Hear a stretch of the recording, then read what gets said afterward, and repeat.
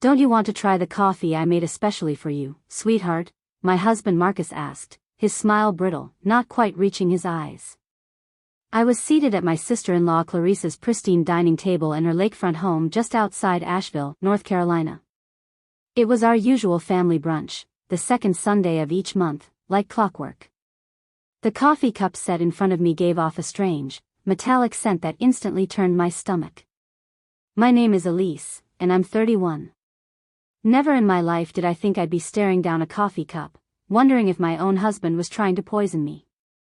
But after nearly 4 years of marriage, and a trail of suspicious illnesses, always after meals or drinks prepared by either Marcus or Clarice, I'd learned to be cautious. Especially when we were here. Clarice had a talent for playing innocent while orchestrating situations that left me physically sick or publicly embarrassed, always accompanied by a sympathetic smile.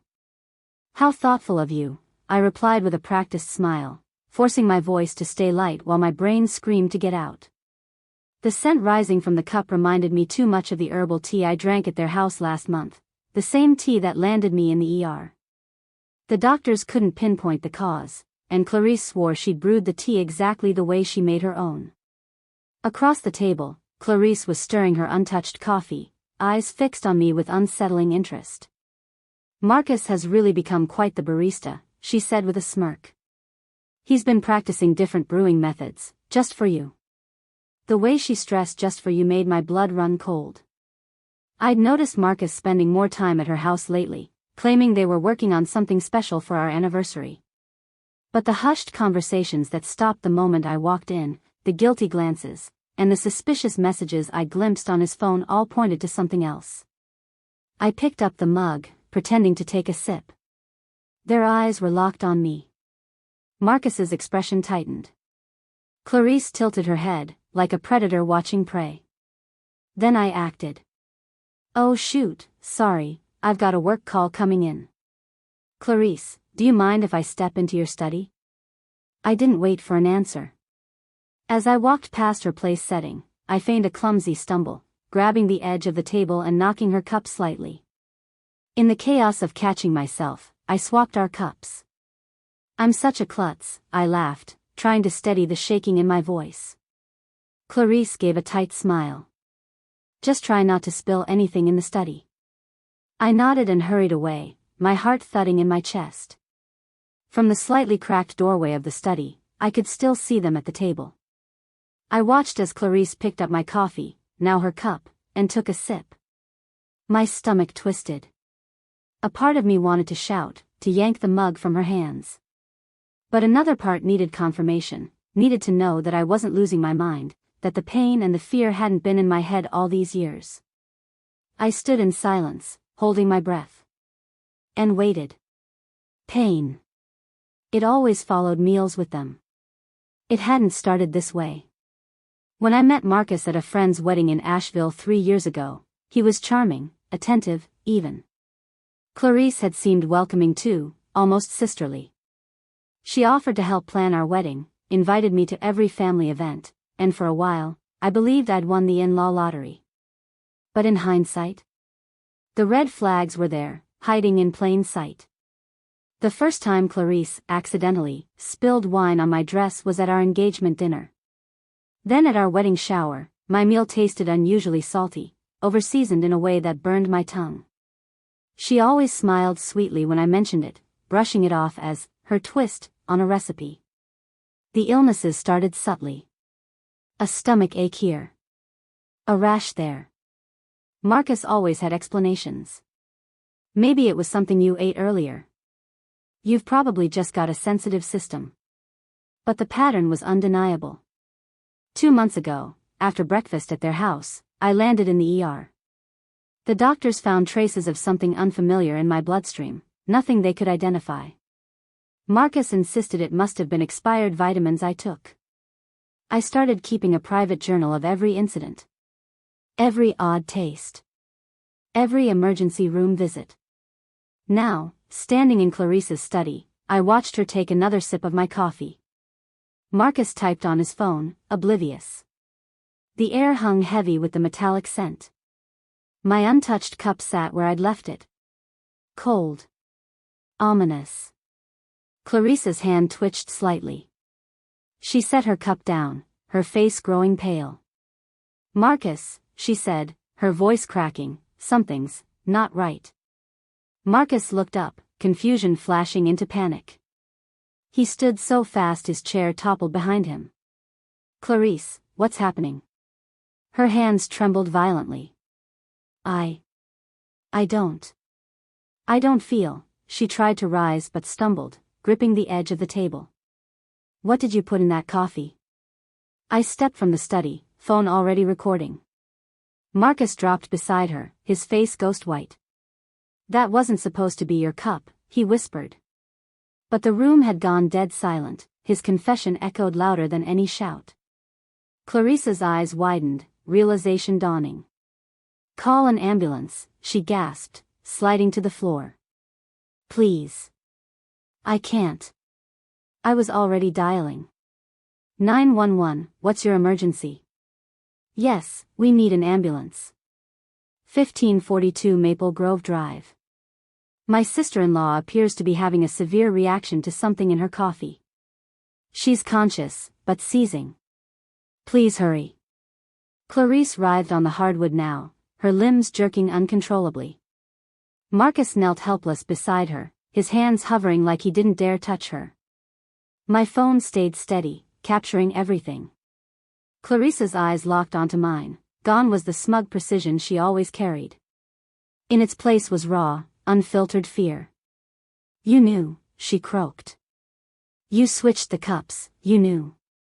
"Yes," I said quietly, my voice flat. "I knew." "Ma'am, the ambulance is on its way," the dispatcher confirmed. And I just stood there, watching the truth unravel, finally no longer the one gasping for air. "Please stay on the line," the dispatcher urged calmly. Marcus was pacing now, panic overtaking him. "Clarice, what's happening?" It wasn't meant for." "Shut up, Marcus." Clarice growled through clenched teeth, her pain momentarily overtaken by rage. "This is all your fault. You said it would just make her sick enough to miss the board meeting next week. You promised it wouldn't be traced." Her words slammed into me like a freight train. The board meeting. I was set to present a proposal for a high-profile client, the same account Clarice had been chasing for months at her competing firm. Suddenly, the pieces snapped together with terrifying clarity. "The tea last month," I said slowly, my voice eerily calm. "And the breakfast 2 months ago. None of those were accidents, were they?" Clarice doubled over, her face twisted in agony. "The tea was supposed to keep you home during the Johnson pitch, but you went anyway," she hissed. "Marcus said we just needed to discredit you. Make clients think you were unreliable." I stood frozen as sirens wailed in the distance. Marcus took a step back, shaking his head. "Clarice, stop talking. You don't know what you're saying." "I know exactly what I'm saying," she barked, her voice cracking as her body trembled violently. "We've been planning this for months. Ever since Elise started outperforming me at every meeting. You were supposed to make sure she drank it." The front door burst open and paramedics rushed in. I moved out of the way, phone still recording, heart pounding. As they worked to stabilize her and lift her onto a stretcher, I stopped the recording and immediately sent it to my private email, then to my lawyer. Marcus stood frozen, watching as his web of deception unraveled in real time. "I'll ride with her to the hospital," I said firmly. "I want to make sure my sister-in-law receives the proper treatment." I caught Marcus's wide, terrified eyes as I passed. "And I'm sure the doctors will be very interested in what exactly was in that coffee." At Asheville Regional Hospital, everything was a blur of white coats and urgent whispers. I sat in the waiting area, gripping my phone, replaying Clarice's confession. Her voice, her rage, her panic, it was all there.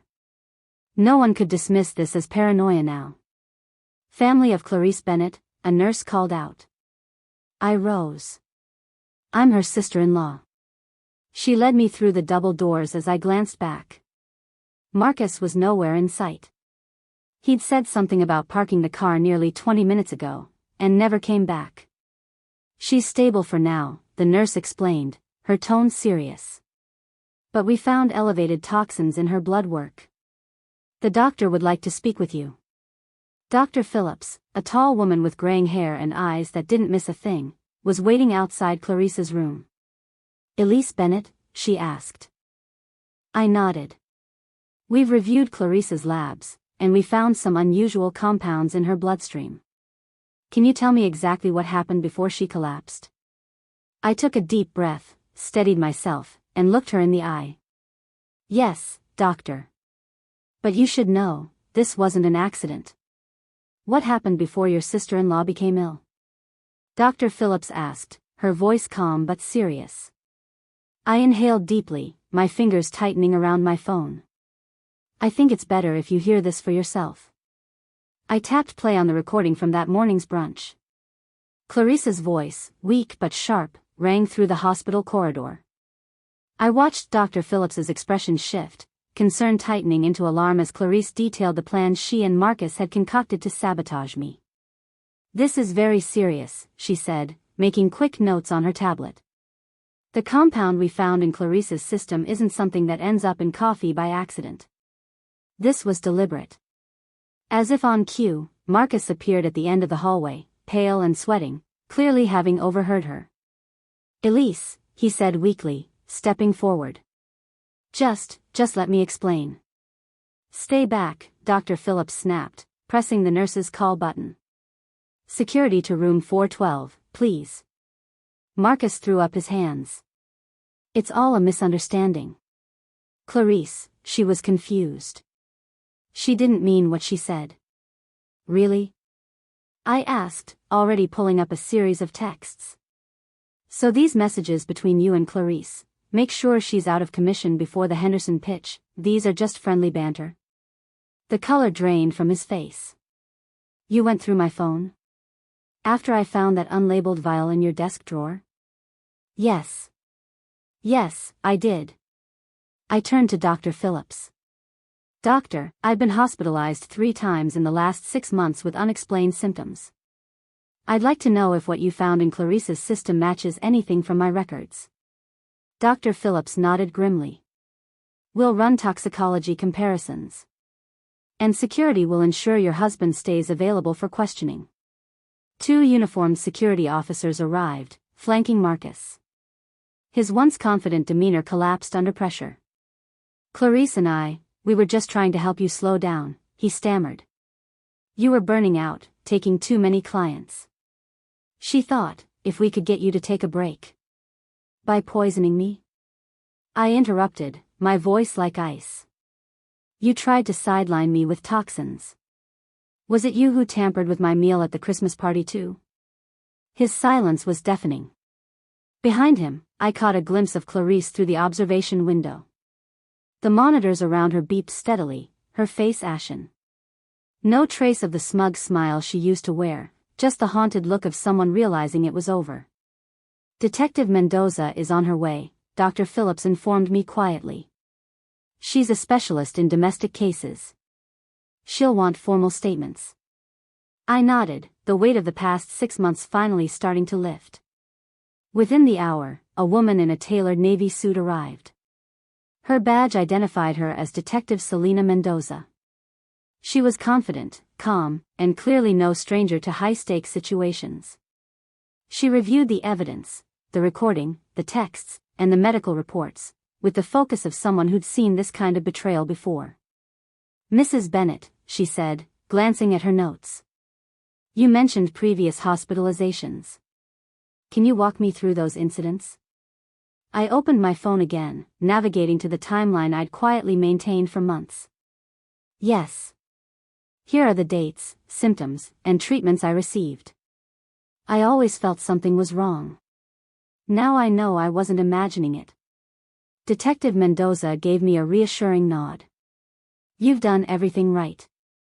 This isn't just assault, it's attempted poisoning and criminal conspiracy.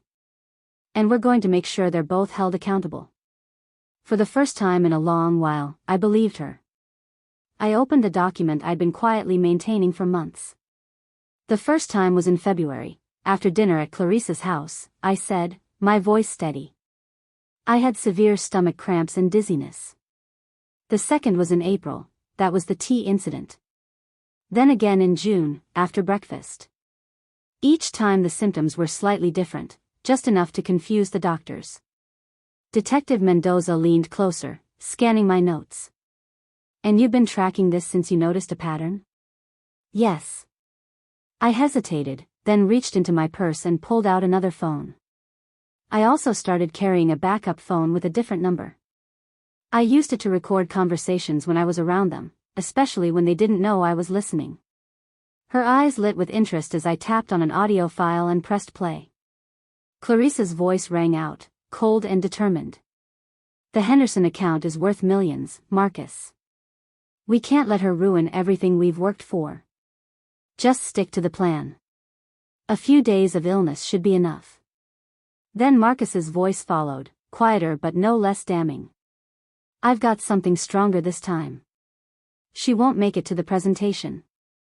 Detective Mendoza's jaw tightened. Through the hospital room window behind us, I could see Clarice awake now, watching us with narrowed eyes. Her earlier confidence was gone, replaced by something that looked a lot like panic. The hospital is running full toxicology screens, the detective informed me.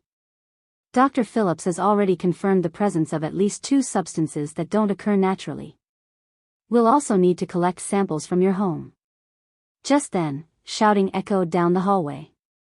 Marcus was arguing with the security guards, his face red, voice rising in desperation. I need to speak to my wife, he yelled. Elise, please.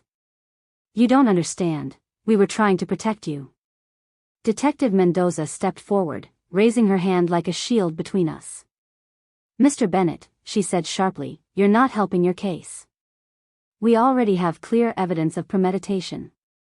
Premeditated? Marcus let out a bitter, hollow laugh. We weren't trying to kill her. She was working herself to death, taking all the big clients. Clarice just thought, we thought if she got sick, she'd finally rest. That's all. That's not protection, Mr. Bennett, the detective snapped. That's attempted murder. The color drained from his face. No, wait, murder? No, that's not, we never meant. Then what exactly did you mean to do? I asked, stepping forward. When you slipped something into my coffee this morning, what was supposed to happen? Was I just supposed to spend the night in urgent care again? His mouth opened but no words came out. Behind him, Clarice was still watching. Her face was unreadable now, somewhere between fear and cold calculation. I could almost see the gears turning in her mind, trying to work out how to spin this. How to frame months of deliberate poisoning as some twisted act of concern. Detective Mendoza turned to the guards. We'll need both of their phones. And I want officers dispatched to search their home, kitchen, medicine cabinets, and anything in the garage. Yes, ma'am, one of the guards responded, already reaching for Marcus's phone. He handed it over with trembling hands, the last vestige of control slipping through his fingers. For the first time in months, I felt safe enough to breathe. Post officers at both exits. No one leaves until we get the toxicology results, Detective Mendoza instructed, her voice firm. Dr. Phillips entered Clarice's hospital room with a tablet in hand, her face grim as she scanned the results. The detective and I followed quietly behind, while Marcus remained outside with security. Clarice tried to sit up straighter in the bed, but the tremors hadn't fully passed. Her skin had gone pale, a sheen of sweat clinging to her forehead. The toxicology report shows elevated levels of several compounds, Dr. Phillips announced in a clinical tone. Most concerning is one that's primarily used in pharmaceutical research. It's not something accessible to the general public. Clarice's eyes widened. That's impossible, she whispered. Marcus said it would just cause mild symptoms, she added quickly, trying to shift the blame. Mild symptoms? Detective Mendoza echoed sharply, flipping open her notebook. Like the kind your sister-in-law experienced repeatedly over the past 6 months? The door swung open, and another officer stepped in, holding an evidence bag. Inside were small vials labeled with medical stickers, and a thick bundle of handwritten notes. These were recovered from Mr. Bennett's office at Ridgefield Marketing, the officer explained. Dosages, side effects, timing, all carefully documented. My knees nearly buckled. It wasn't just a betrayal. It was an experiment. You were tracking my reactions? I asked, my voice shaking with disbelief. You documented every time I ended up sick, like I was a lab subject. It wasn't like that, Clarice blurted, though her voice faltered. We just needed to figure out what worked. The first few things didn't slow you down. You still kept showing up. So we adjusted. You increased the dosage, Mendoza said coldly, examining the vials. Were you aware that these substances could be fatal in higher concentrations? Silence fell. Out in the hallway, I could see Marcus sinking into a chair, burying his head in his hands as if the weight of it all had finally caught up to him. It wasn't just about the Henderson pitch, was it? I asked, my voice low and level. The client requested me specifically. If I stayed, you would lose them. You needed me gone, not just sick. Gone. Clarice's face twisted with resentment and fear. You were ruining everything, she spat. I spent years building that portfolio. And then you show up, and suddenly every client wants you instead. And Marcus said he could fix it, by killing me. I let the words land like a hammer. We didn't mean, Clarice started, but Dr. Phillips interrupted her. The compound in the coffee you consumed today, she said sternly, was significantly more potent than anything found in Mrs. Bennett's previous toxicology reports. Had she drunk the full cup, the effects could have been catastrophic. Possibly fatal. Detective Mendoza turned to the officer beside her. We need full search warrants for both their residences and offices. Also, contact the pharmaceutical company listed on those labels, find out how they obtained these compounds. Clarice slumped back against the pillows, the fight draining from her. It wasn't supposed to go this far, she muttered. Marcus kept saying, just one more time. Just one more try. I stepped closer to the bed. One more try to take away my health, my career, my life? I said evenly. You didn't want me to take time off. You wanted to erase me. Clarice couldn't meet my eyes. And I wasn't about to look away. My hands trembled as I looked at her. Every time I got sick, every meeting I missed, every client I lost, you were both there. Watching. Taking notes on how your poison was affecting me, I said, my voice cracking. What kind of people does that make you? The silence that followed was suffocating. From the hallway, I heard Marcus being read his rights as more officers arrived. Clarice sat in her hospital bed, staring at her hands, unable to look at me. Detective, I said quietly, turning away from the woman who once called me family. I'm ready to make my formal statement now. The trial lasted 3 weeks, but it felt like years. Every day I sat in the courtroom, listening as the prosecution carefully and methodically laid out the case against Marcus and Clarice. The evidence was overwhelming: vials recovered from Marcus's office, handwritten notes tracking every dose, the audio recordings of their conversations, the texts that discussed when and how to incapacitate me. But what struck me the most wasn't just the evidence, it was them. Clarice, always so composed and sharp, looked like a ghost in her seat. She barely spoke, her shoulders hunched inward like she was trying to disappear. Marcus never once looked in my direction. His eyes stayed glued to the floor as expert witnesses described the toxic effects of the substances they'd used on me. Dr. Phillips gave the most damning testimony. She presented charts, lab results, and timelines showing how the dosages had been gradually increased, pointing to deliberate, escalating harm. A representative from the pharmaceutical company testified that Marcus had obtained the compounds through a college friend working in their research division, compounds never meant to leave a lab. This was not just an act of workplace sabotage, the prosecutor said during closing arguments. This was a premeditated, escalating campaign designed to inflict harm, physically, professionally, and psychologically. And it nearly ended in death. When the jury returned their verdict, I didn't feel joy. Just relief. Both Marcus and Clarice were found guilty, of attempted murder, criminal conspiracy, and unlawful possession of toxic substances. The judge didn't mince words. The premeditated nature of these actions, committed over months against a family member, warrants the maximum sentence under the law. I watched as the two people I once trusted were led away in handcuffs, faces blank, reputations in ruins, careers destroyed. Their hatred, their envy, had cost them everything. Exactly 1 year after the verdict, I stood behind a podium at the Asheville Business Leaders Conference, preparing to deliver the keynote speech. The irony wasn't lost on me. This was the very stage Clarice had tried to keep me from. The Henderson account, which she and Marcus had been so desperate to sabotage, had brought in a wave of new clients. It positioned me as one of the most sought-after marketing executives in the region. Their plan to erase me had only amplified my voice. And I was just getting started. This isn't just about talent or hard work, I began, standing beneath the bright lights and looking out at the sea of faces. It's about integrity, about building relationships rooted in trust.